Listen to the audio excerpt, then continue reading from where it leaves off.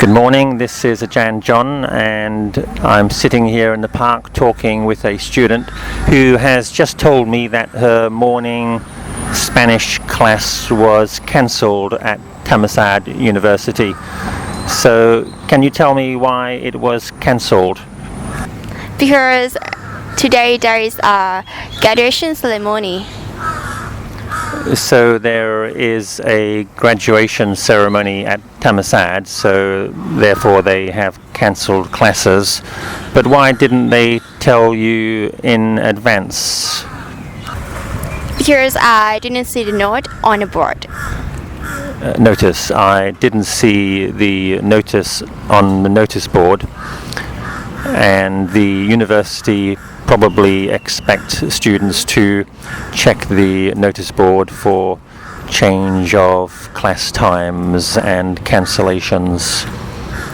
But why don't they also email students? I know if I have some problem, which I never do, I will always email the student to give them the information. Don't you think the university should have lists of students' emails and just send them an email when they have something important to tell them? I don't know. You said you don't know, but I think really you could have said the university maybe could have some better systems and be more efficient. Okay.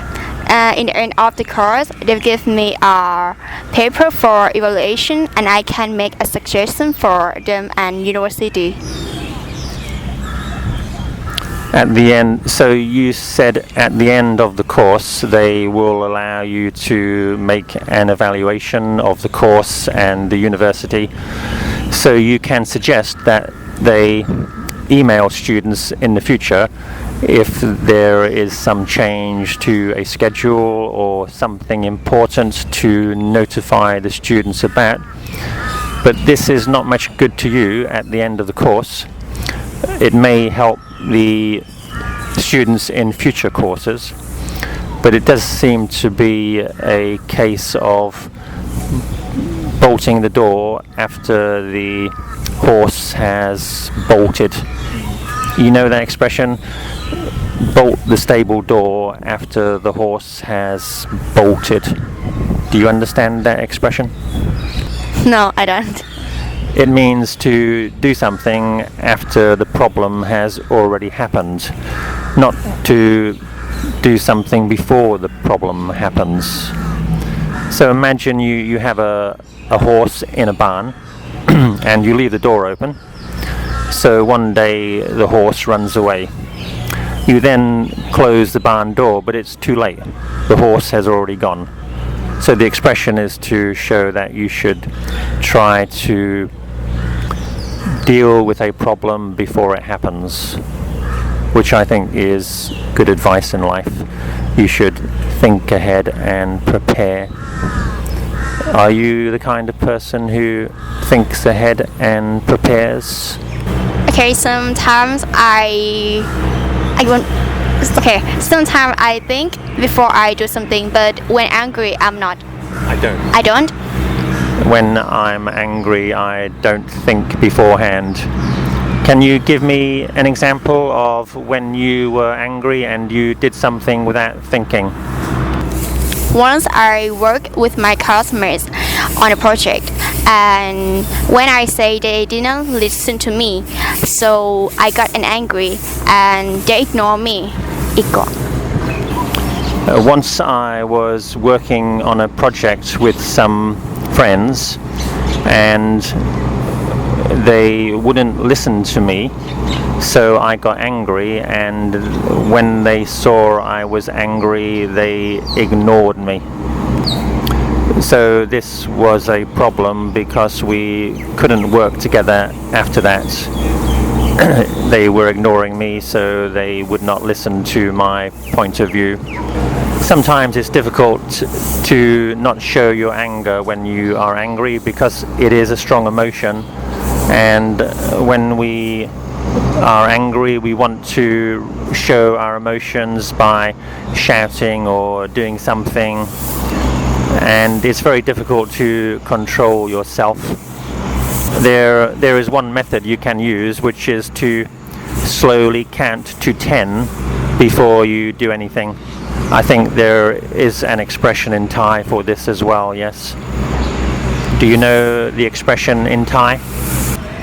I didn't heard the expression. I have never heard of this expression. So how do you deal with your anger when you are in a situation where you are angry but you don't want to show it to people? What do you do? I try to get away from the person. This is probably good if it is a stranger in the street or maybe someone like a taxi driver.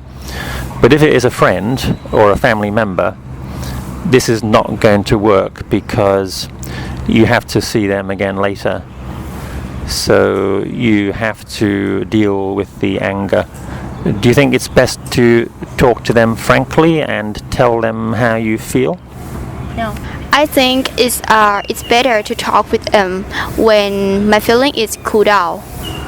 Better to talk to them when I have cooled down.